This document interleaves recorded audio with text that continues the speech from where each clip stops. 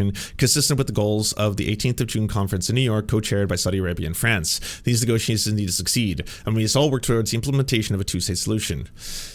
So here's why you need to start calling out politicians for using the same recycled talking points over and over and over again. No one, no nation, no country has an inherent right to genocide. Very industrial complex in one way or another, because there's so much money in it. So it's just like it's rare. I was looking up, like in Canada, there's TD, there's Royal Bank, there's Scotiabank, but like of the biggest ones, there's very few that do not have a lot of investment in the military industrial complex, and specifically investing in Israeli companies, as well as Israeli arms manufacturers, stuff like that. Scotiabank is one of the worst though. So if you happen to be in Scotiabank, unfortunately, this is one of the ones that has been targeted by activists for a long time. At the Toronto cultural elite gathered in the ballroom of the Four Seasons Hotel to announce the best literary novel of the year. The Glinner Prize Gala was broadcast live on CBC. The guests sipped champagne, and comedian Rick Mercer cracked jokes on stage. But then he was startled when two people stepped up to him and unfurled signs that read "Scotiabank funds genocide." Few, if any, in the audience were aware of the event's big sponsor, Scotiabank, and that it had almost $500 million invested in Israel's largest arms manufacturer, Elbit Systems, whose drones, weapons, and ground equipment were used by the Israeli military in this assault on Gaza. Security quickly hustled the activists off the stage, and the audience booed. "What? How dare you disturb our delicious meal with champagne?" The big winner was about to be revealed before she mounted the stage and started shouting, "Scotiabank is complicit in the genocide of the Palestinian people." Police handcuffed Abu Kribet, and she was held in a hotel lobby along with two other protesters until the early hours of the morning. As they left the gala, guests in suits berated them and urged police to lay charges. "How dare you? We were having a lovely evening. We had caviar, champagne, and you had to remind us all about how the world really is." Later, members of the production team for the gala provided police with footage and photos to help the detectives identify others who were involved in the protest. The Giller Foundation did not respond to a request for comment from the breach about its production team's role in the police investigation. At first, an officer told Abu she'd likely be released for trespassing, but after talking to the event organizers, police charged Abu and even Curl and Fatima Hussein with criminal offenses, mischief, and the use of a forged document. Abu Kribet was dismayed with the severity of the charges. She wondered if it had been worth it. "We didn't know if these writers would give a shit about us, to be honest," she says. So this sparked a movement. Many writers, it turned out, did give a shit. The protest ignited one of Canada's most effective pressure campaigns in recent times. Although it is an official campaign of the Palestinian Campaign for the Academic and Cultural Boycott of Israel, it belongs in the tradition of boycott and divestment strategies employed by Palestinian solidarity movements. Hundreds of writers, artists, filmmakers, and cultural workers have taken part. By the summer of 2024, Scotiabank had reduced its stake in Elbit Systems to less than a fifth of what it had been before the protests, and the movement has brought an end to the Giller Prize 20-year partnership with Scotiabank. But the movement also achieved something that can't be measured in numbers. It created a community of artists, authors, and organizers drawn together by a common cause and sustained by the discovery of their collective power outside of the established cultural institutions.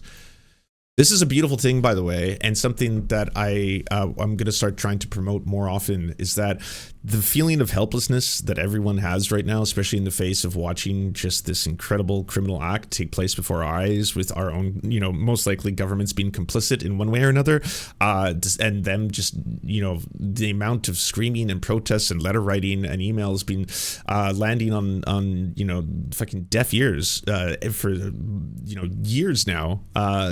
There is going to be decided collective change that comes effectively from boycott movements like this that actually have material stakes. In this case, you reduce the amount of money that Scotiabank had invested in an Israeli military company by $400 million fucking dollars. Now, I don't know how much credit, because there's no way to measure this, can be given to the two people who had the bravery to get arrested speaking on a stage saying that Scotiabank supports genocide, but you are certainly a factor in the fact that now $400 million less are invested in the Israeli war machine. Thank you. Kids are on the right side of history. The students are all right.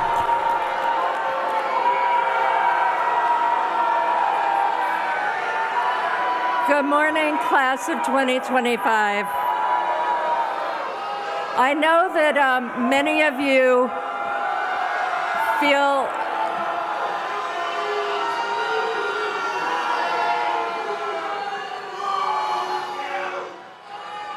Good morning, class of 2025. I know that many of you feel some amount of frustration with me, and I know you feel it with the administration.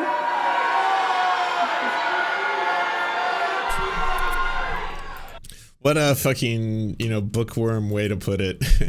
I know some of you are, as some would say, perturbed, lightly incensed by some of the actions perhaps I or our institution has taken. We're not here today to talk about that. No, today we're here to talk about you, the future, the youth of tomorrow. And I know we have a strong, strong tradition of free speech at this university. Shame. And I am always open to feedback, which I am getting right now. The work of your generation will be to shape. Always open to feedback, which I'm getting right now. Yeah, no, I agree with you, Chatter. Big I'm speaking vibes. These interesting times to define the values.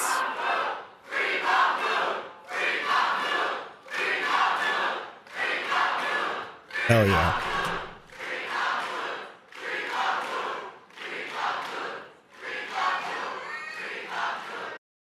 I hope all the students know that as you're starting to see the worst of the most craven politicians right now finally start to be like, oh shit, so this is bad, eh? Like, we're talking just thousands of children's skeletons bad. Yep, we're talking the highest crimes against humanity, just unbelievable torture and human suffering going down. Well, we should start acting as if we were always against this and we didn't want this.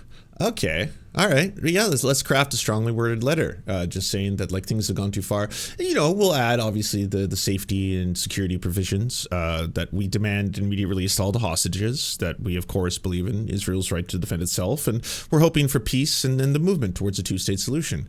All of the check marks are there, sir. Release a statement.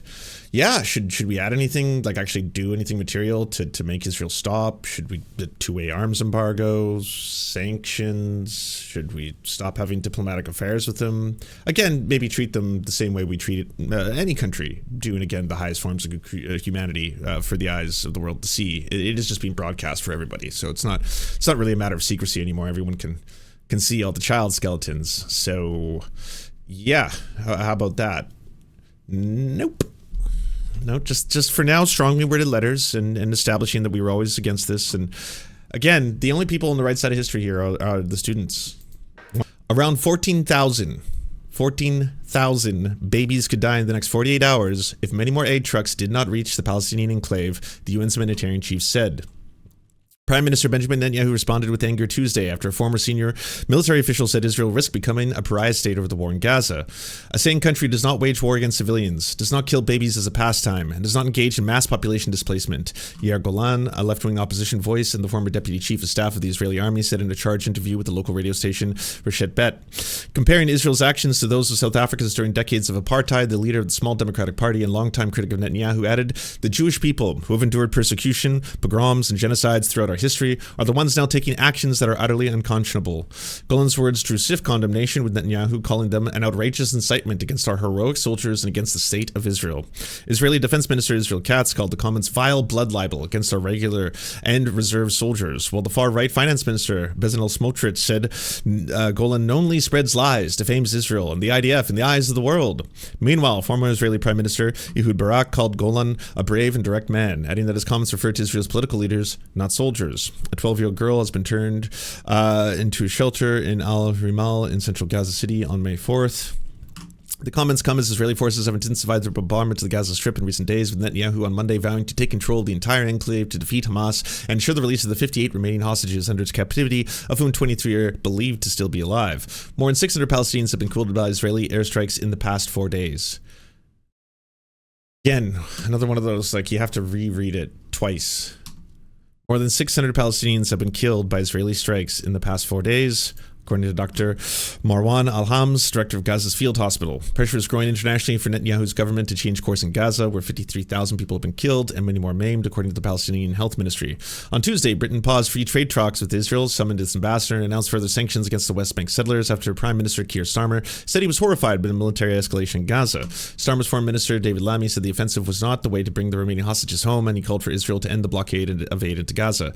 Now, keep in mind, this is basically the best you're getting with libs and the neoliberal world order. Is effectively, this was a dire and horrifying humanitarian situation, even when the ceasefire that was recently broken by Israel was called. Like, even then, it was a situation which, numerous health agencies and human rights organizations were saying that the immediate, distribution of life-saving food, water, supplies need to be brought in vast volumes, and Israel is preventing that. So this is something we need to do. But because, again, the eyes of the West didn't want to concern themselves with talking about that at that time, they started to ignore it. And they continue to ignore it till, once again, things are now so bad and so horrifying that this pattern seems to repeat itself, where now some of the Western leaders, such as the Canadian Prime Minister, the Prime Minister of Britain, and other nations as well, are suddenly like, oh, shit's bad. Oh, shit's really bad. Okay. Well, we, in the strongest possible terms, would like to say, please stop. And, there are methods you can take to try and achieve that. I mean, in terms of Britain, you could stop selling arms to Israel. That would be one start. Joint statement from the leaders of the UK, France, and Canada on the situation in Gaza and the West Bank. We strongly oppose the expansion of Israel's military operations in Gaza. The level of human suffering in Gaza is intolerable. Yesterday's announcement that Israel will allow a basic quantity of food into Gaza is fully inadequate. We call on the Israeli government to stop its military operations in Gaza and immediately allow humanitarian aid to enter Gaza. This must include engaging with the UN to ensure a return of delivery aid in line with humanitarian principles. We call on Hamas to release the immediate and remaining hostages that have been so cruelly held since October 7, 2023. Like I said, gotta add that line in there. The Israeli government's denial of essential humanitarian assistance to the civilian population is unacceptable and risks breaching international humanitarian law. That's been breached for so long now.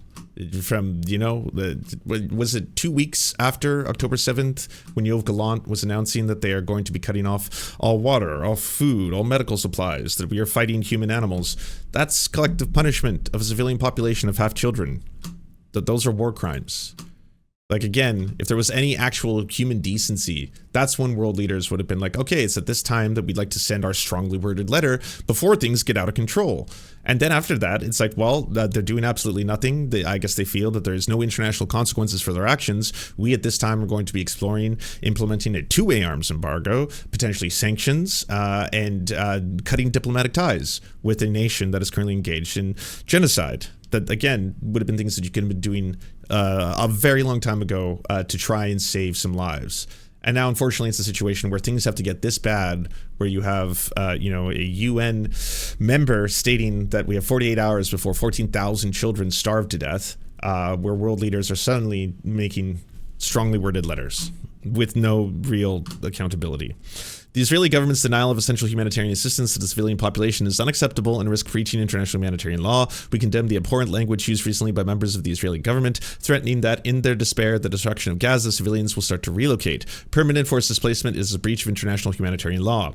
Israel suffered a heinous attack on October 7th. We have always supported Israel's right to defend Israelis against terrorism, but this escalation is wholly disproportionate. We will not stand by while the Netanyahu government pursues these egregious actions. If Israel does not cease the renewed military offensive and lift its restrictions on humanitarian aid, we will take further concrete actions in response. We oppose any attempt to expand settlements in the West Bank. Israel must halt settlements which are illegal but undermine the viability of a Palestinian state and security of both Israelis and Palestinians. We will not hesitate to take further action, including targeted sanctions. Again, most likely of extremist settlers in the West Bank. We strongly support the efforts led by the United States. Oh, yeah. I mean, for so much of this, like, what do you even say at this point, right? It's just so wholly inadequate. And it's one of those things that is going to be used in the future when everyone is going to pretend that they were against this all along to look back upon. And Keir Starmer can stand there and be like, oh no, I took a very strong position, actually. If you my strongly worded letter, we said that this was too much, and we were hoping that they would cease this. And so very, very strong terms in the letter, yes.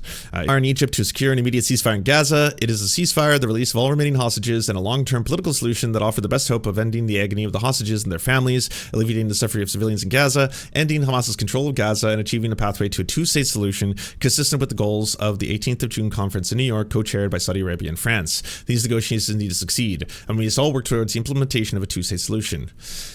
So here's why you need to start calling out politicians for using the same recycled talking points over and over and over again.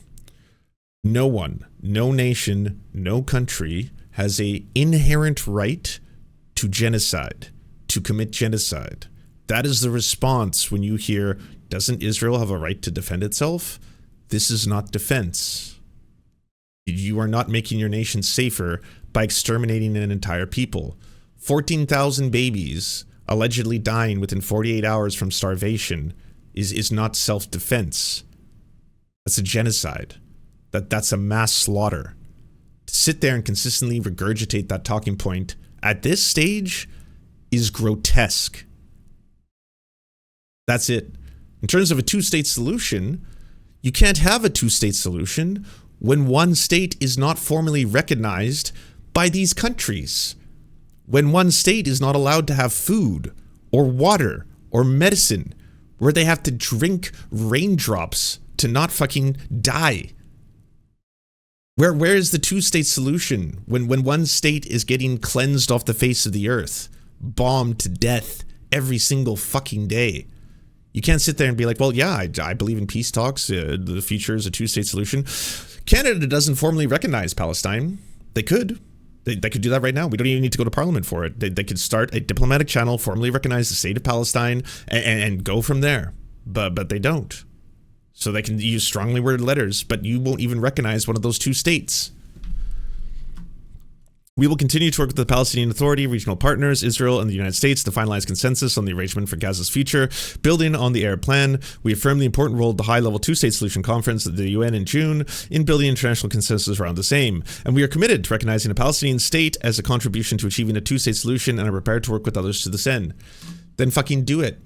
Do it. Other nations have. They've come forward. Mexico, for example, there's a clear, demonstration under, the guidance of Claudia Sheinbaum, have formally recognized the State of Palestine, have begun diplomatic solutions and channels with the State of Palestine. Canada, you can do that. You haven't. Again, shame on you. 50 fuel trucks need to enter the Palestinian enclave daily to avert the crisis. So far, we have a couple trucks, and they haven't distributed anything. Israel's accused Hamas of stealing aid, a charge denied by the group. Netanyahu on Monday said the minimal aid entering Gaza was a bridge towards launching. And again, at this point, to even publish this shit is also grotesque. Like, if you show me footage right now of a group of starving Palestinians seizing a bag of flour that fell to the ground, no fucking shit. Like, I can't imagine being, hungry for a week, let alone a month, let alone months, and having been bombed endlessly. So you're having to either juggle the PTSD, depression, anxiety, and psychosis that comes from being consistently on the verge of being killed while you're slowly being starved to death. At which point, it's like, yes, there's been a small amount of food shipment in this area. Well, yeah, of course, especially if you have kids, you're going to be just charging at that to try and grab anything. Thank you so much for watching, everyone. This video wouldn't be at all possible without the financial support of all the people whose names you see on the screen right now. And if you want to unlock secret bonus episodes, content that we can't post anywhere else, or get the videos early before anyone else gets to see them, please go on to patreon.com/theserfs. For as little as $1, you can help support this channel and help make more videos like this possible. Our executive producers are Anna Loves Riley, Adrian McCarthy, Bobby Lasers, Cheryl Alvarez, Comrade Junkie, Doug Caddy, Everything Important, Garrett Sandoval, Hagbard Celine, Jimmy Sombrero, Multimondi, Omni, Political Papi, Preston Kroll, Quiet 185, Richard Boehm, Riley and Anna, Roller Dragon, Cernicus, Stellar Gwyn, Sebastian Demel, Tigwig, Trav, and Words Greenwood. And also, it wouldn't be possible without all the names you see on the screen right now. Again, if you want to help produce this content, it's only made possible through the funding of our patrons. Head on down to patreon.com/theserfs. That's patreon.com/theserfs.